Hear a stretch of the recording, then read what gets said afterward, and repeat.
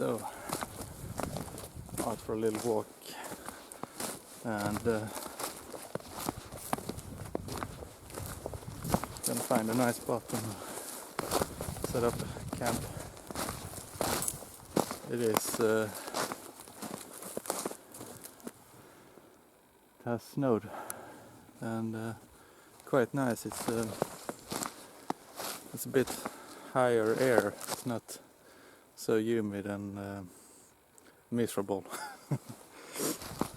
I live on a peninsula, so it gets quite damp, and it's year round, so you get a really biting cold. We had -8 degrees. I think it's in the teens at least, in Fahrenheit. So that helped clear out the air a bit as well. So everything is soaked, of course, but we'll manage. So come along and see what I have for things. What I have a couple of things to reveal. It ties into my tent pegs as well. So.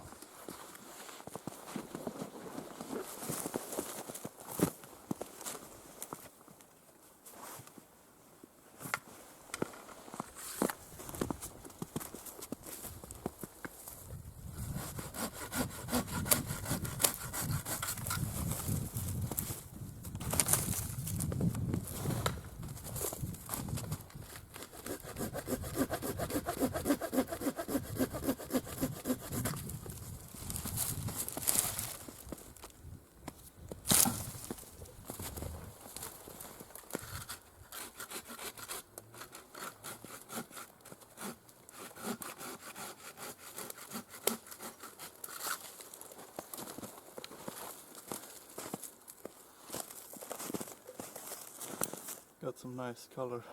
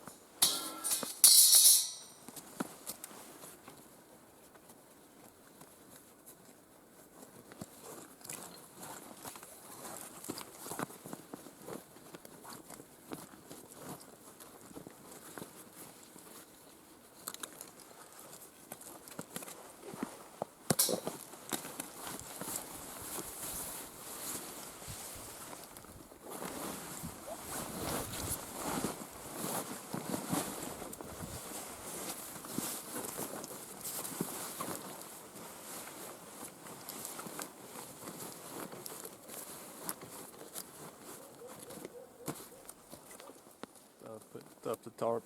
It's not so much to provide cover for anything really. It's just to it's a bit of practice, I guess, and I think it's fun to do stuff like this. And I'm also improvising different fastening techniques. Just a stick going through 2 of the holes, and I can tension it on the branch itself. So just playing around. Yeah, so if there would be a heavy downfall, it would obviously fill the tarp, and it would be very heavy. So this is more just to have a fire underneath and yeah, have a bit of fun.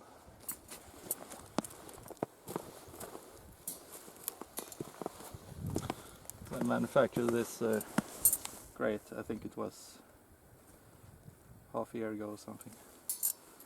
It's quite wide in the spacing, but this isn't for small hot dogs, it's for putting pots and pans on it. And you can of course lay the dogs that way, so not really a big problem. So first off, I don't want to put the fire directly on the ground today, so I'm using one of these. It is quite hard to get the stakes in. Anyway, it's one of those veggie grill irons, I guess. So got some dodgy coating on it, and I wouldn't use it for cooking, but for a fire disc will be nice. There was a handle on it. I drilled out the rivets and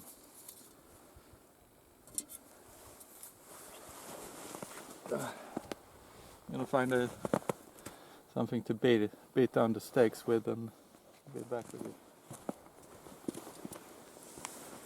So I'm using the puff guard from the last video to keep the pegs together, and quite nice with the rings to be able to contain them like that. And it was quite a bit of struggle to get them in, get the pegs in, but the grate is a bit sturdier, so it's a bit easier to push them down with it as an aid.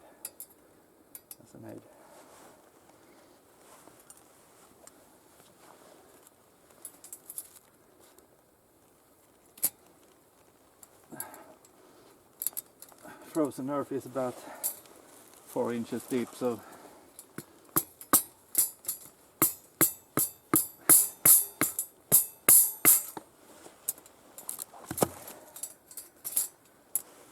that makes for a quite sturdy platform. So I would be able to put 10 pounds on it without hesitating.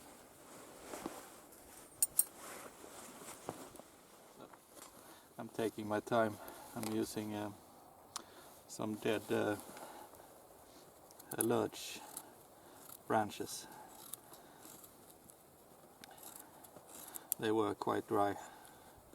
Had been hanging underneath the tree. That's another tip. If you often come to a campsite, or if you want to leave a campsite dressed for the next person that comes, hang up some dead branches underneath the tree, underneath spruces and stuff. That will protect them from rain and such. So there will be some dry-ish tinder, or yeah. So just a way to be kind to your fellow man. Something that's needed nowadays. So just a quick tip. I do it all the time, and I've done it on canoe trips and such. So sometimes you visit a well-used campsite, and then you know it's going to be something positive for someone else when they get there. Oops. So I gathered some birch bark. It is really old and a bit damp, but if you remember the last video, I collected some birch bark and put it in my pocket. I believe I have some left. So even if you don't use it right away, it's a nice resource to have.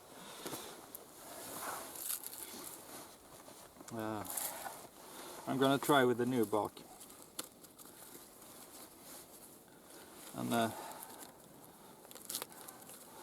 this little thing is the original berserker from Wessexblades. It's got made #1 and #2 for my brother. I'm gonna do a restoration video on #2 because it got caught in a fire, so my brother's vehicle burnt, and he had it in it. So me and a friend who's a blacksmith are gonna recreate the knife again, and it's made out of a thick stock, so leaf spring from a car, so it shouldn't be a problem. But if you want to do it, if you want to see what he's up to now, I will put the link to Scott's channel below. So yeah, it's a beast of a blade. It weighs 8 hectares, 0.8 kilos. I think it's 1.5 pounds or something. It's quite a blade.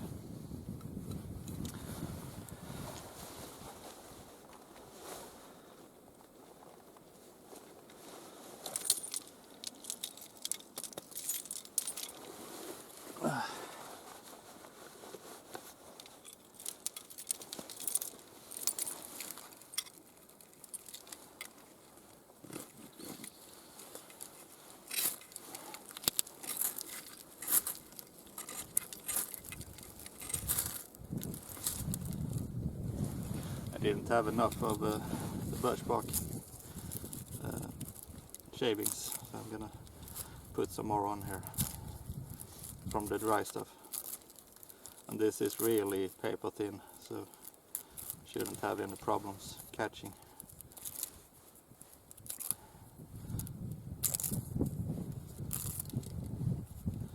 I normally use my Leatherman, my Wave Plus. I used a saw, it's got a nice spring to it, so it creates a lot of sparks.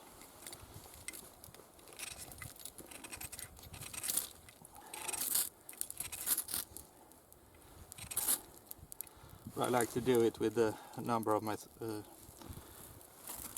knives, so I know how they work. I'm making a mess of it.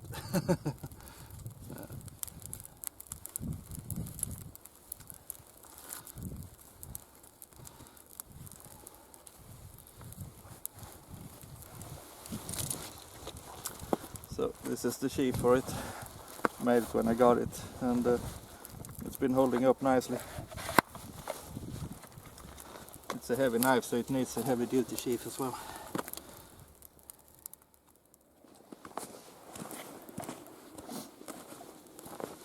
So I showed this tube in the last video.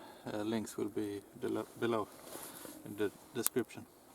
And what it is just a piece of rubber tubing, exercise tube. And what I like about this over a straw,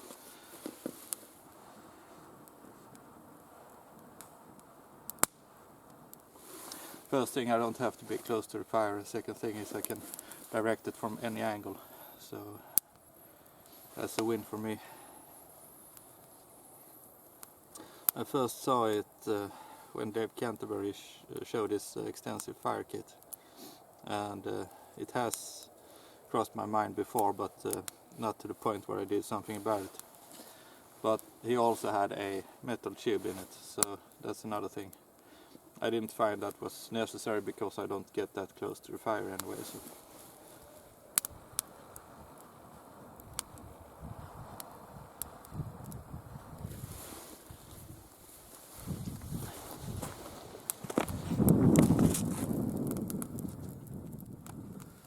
So what I'm having for lunch today is these are winter chanterelles. I'm just gonna crush them up a bit with my fingers. So I dried these last year. I dried them pretty well so they will last. You can obviously dry them less and they won't last as long, but they more easily rehydrate. I don't have the time to rehydrate these, so I'm gonna mush them up to get the flavor without the crunch. So, and I'm gonna fry it fast, I should say, because I have the spices in as well, and that's sea salt, black pepper, and thyme. So, and I'm gonna mix in the couscous with this, so it will be a simple dish, and yeah.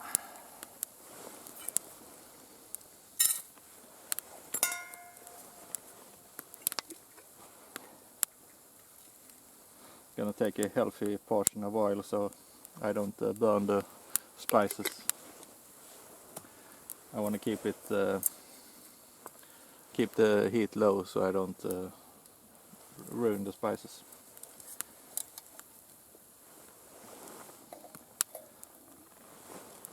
That's the thing I like with a grate like this. It's if you're a couple of people, you can easily put your pots and pans and hopefully get along.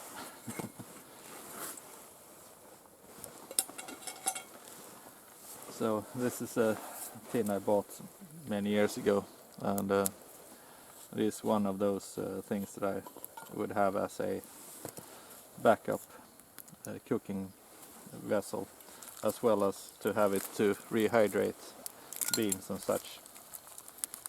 So it works quite well, and I haven't used it as a cooking vessel. I've only used it for storage and to rehydrate stuff. But if you're on the trail and you can plan your the next day's meal, if you're having beans, just rehydrate them in this one. So.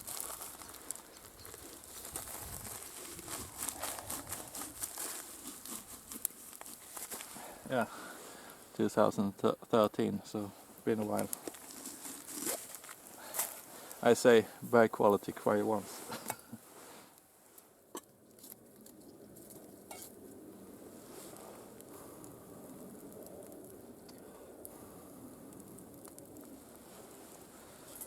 So I'm gonna add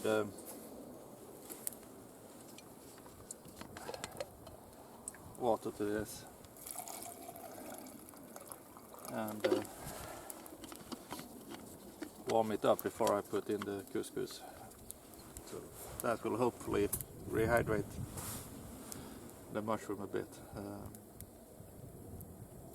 We'll see.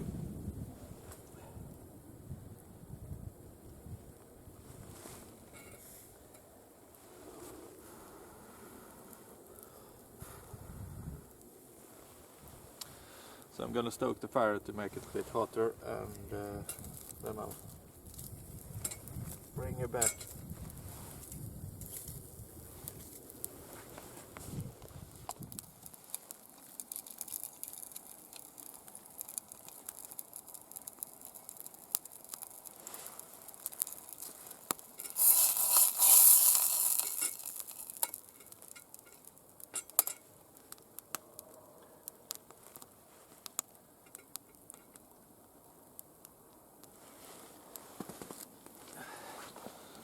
and leave it to simmer a bit.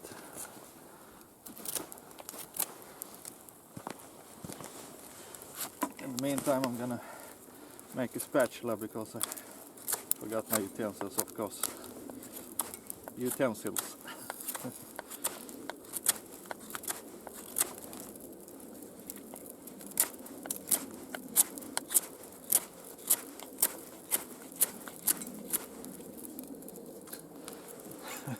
It's all wet. It's yeah.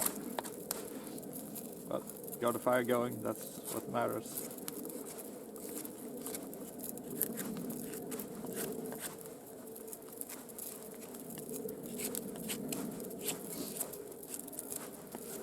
I normally make spoons and spatulas on the go, so mine doesn't look that great.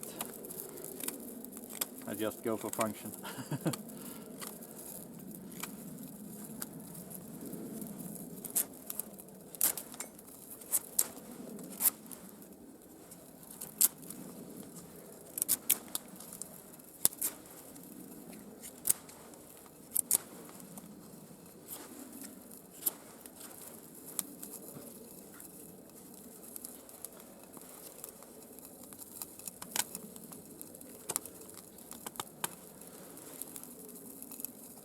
Starting to smell real nice.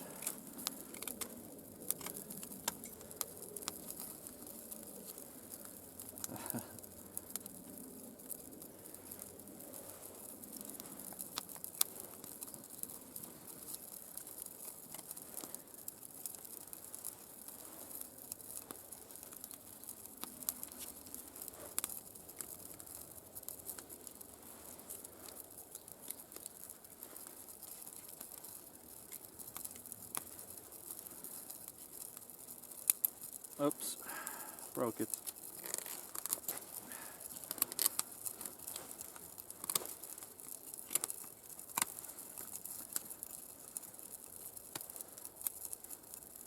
Probably going to be a spatula this time. It is a dry dish, so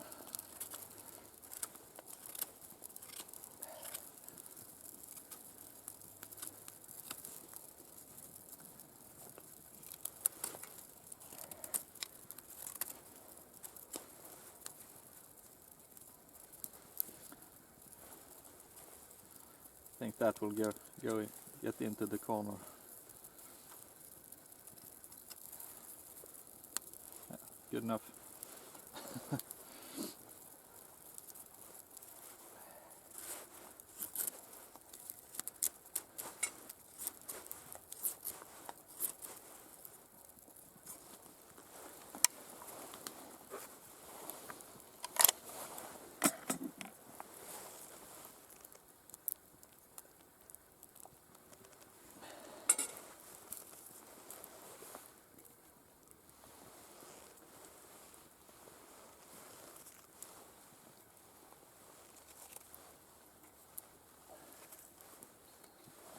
So I'm gonna pop in the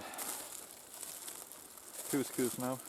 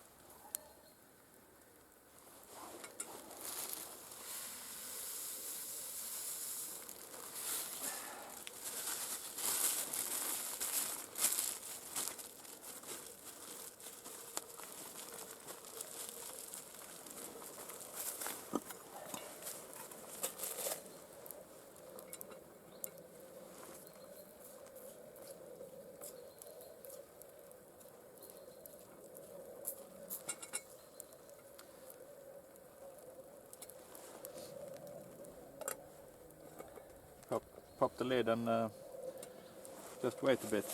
So.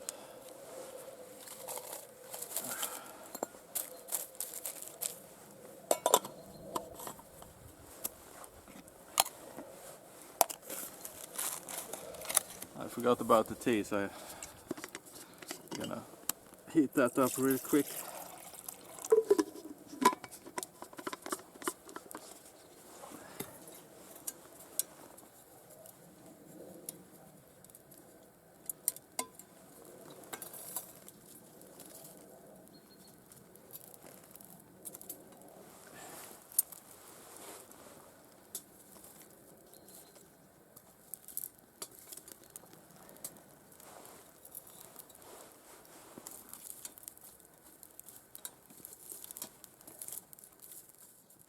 So this is what the tea looks like. When I made them, I rolled them up. There is a video on how I did it. And it's portion sized. So just pop one in and it's off the races. So I don't want the water to boil. Green tea should be around 70 Celsius. So 67 to, yeah, just under 70 Celsius, let's say. Sorry, I don't know what it is in Fahrenheit, but yeah. So I'm just gonna let it sit for a while, and then I'm gonna enjoy the couscous. And I know some people are going to say, how can you enjoy couscous? It's a taste preference, of course, but it's just wheat. So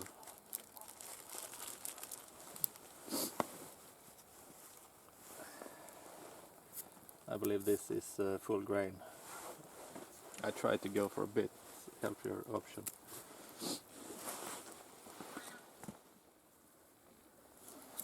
Yeah, it has rehydrated nicely.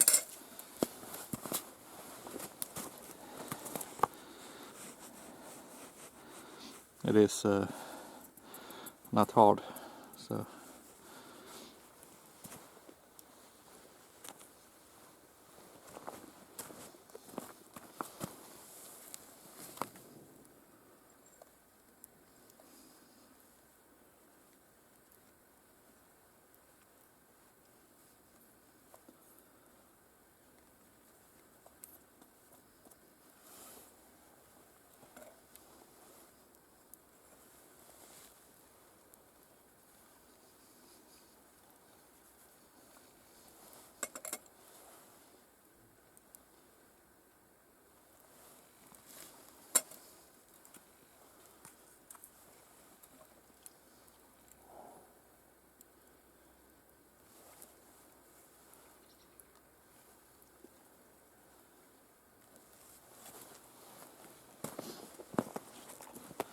quite easy to take out most of the tea, and hard to see with the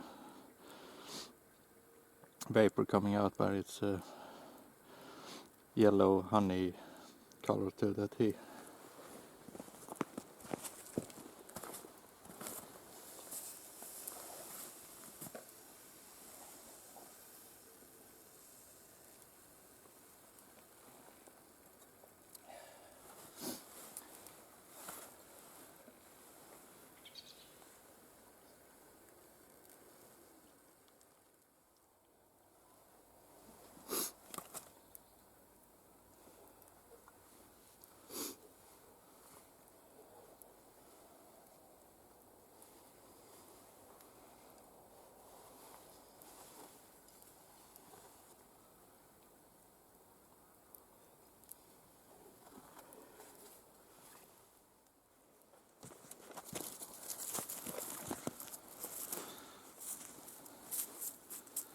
So just put them on the tray and douse them with snow until they stop smoldering, and let them sit. And I did other things as well. So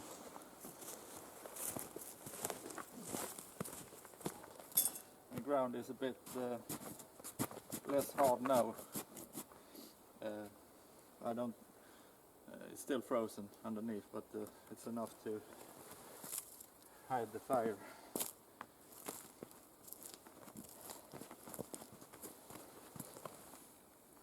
I can't feel any heat coming off it, so.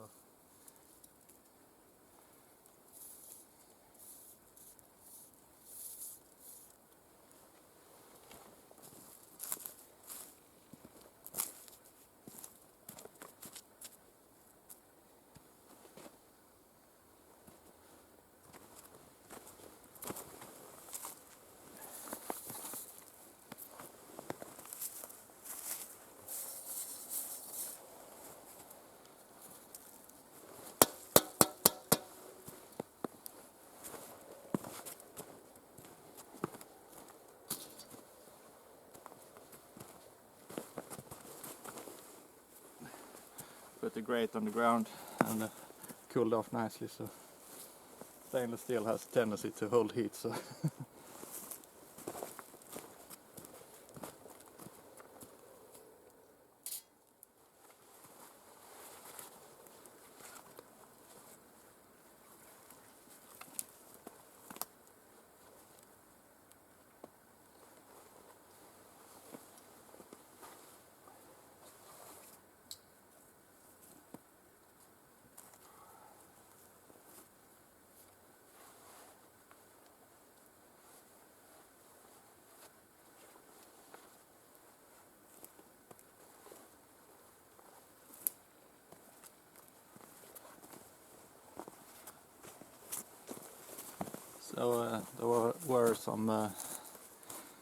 there was at least one comment that guessed right on the smock, and it's a Swedish Army M62 snow smock, which I've modified a bit with leather buttons and stuff.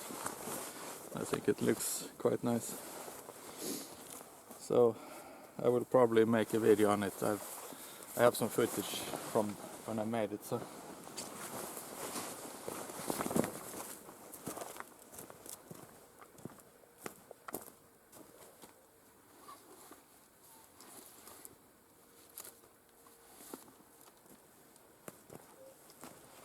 And it started to drop in temperature, so I don't have far to walk to. Really don't need it, but as I like to do, I like to test gear. And I'm basically in my backyard. I only have a kilometer to go or something. So and try this one out. I've used it as a duvet. Yeah.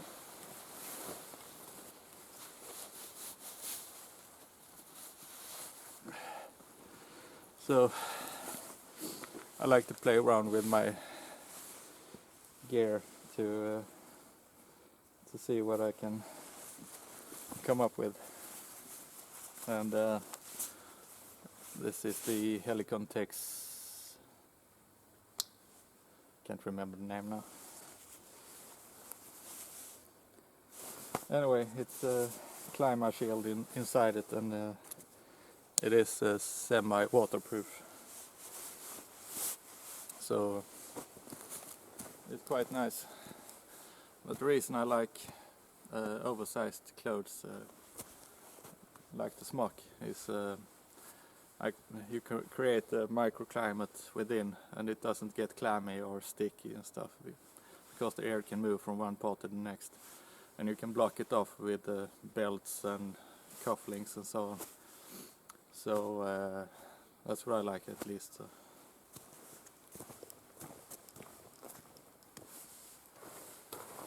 So I'm gonna try it out underneath my snow smock and see how it goes.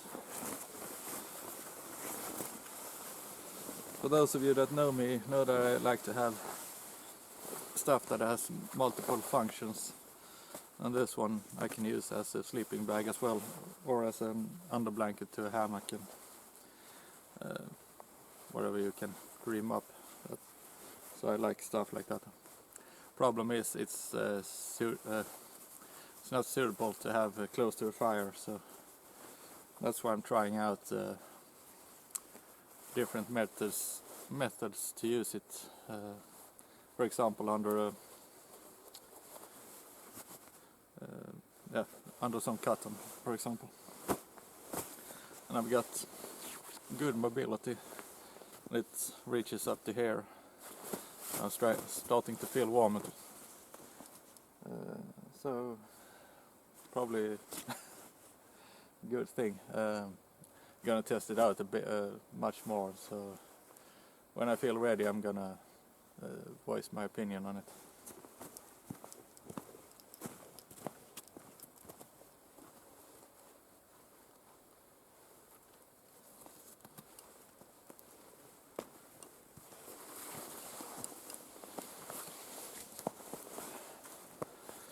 So I'm gonna pack up and give you some final shots of the place when I leave it, so you can see that I practice what I preach.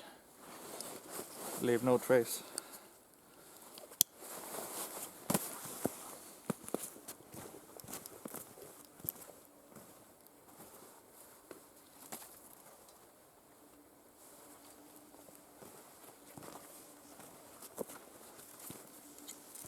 I heard a woodpecker a while ago, so probably 200 meters, 200 yard plus, 220 yards something, and he was going at it.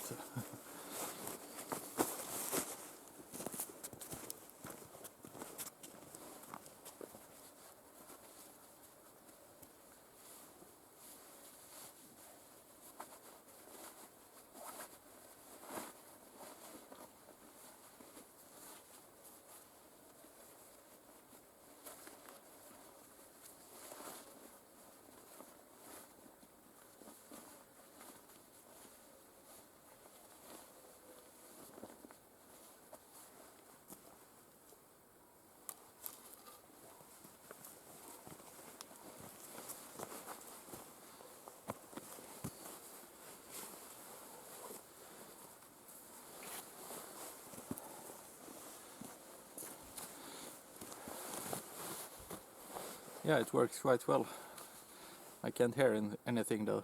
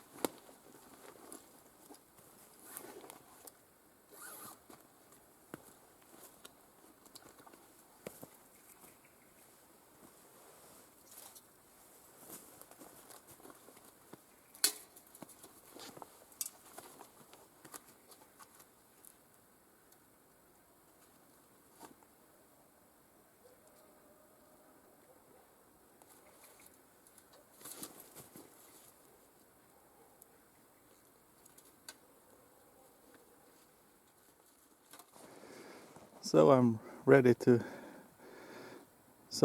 leave the place, and yeah, you can see that I've been here, but there's nothing I consider litter left.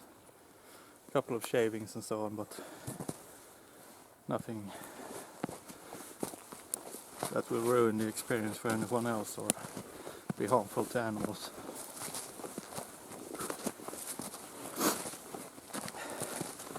Yeah, the woobie is quite warm, and feels like a mistake to take it on now when I'm hiking. But, eager to try out my gear, so there you go. Anyway, I want to thank everybody for watching, and I love your comments, and I'm on a couple of different platforms now. I have account on Parler, but Parler was taken down by Amazon, so we'll see if it comes up again. Doubt it. Then I'm on mines and BitChute. This will be the first video I upload to BitChute. So if anything happens, crazy times.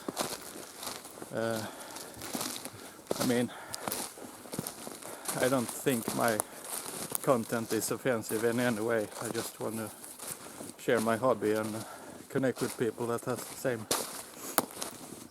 hobby, or at least enjoys watching the videos. So thanks again for watching, and see you in the next one. Bye.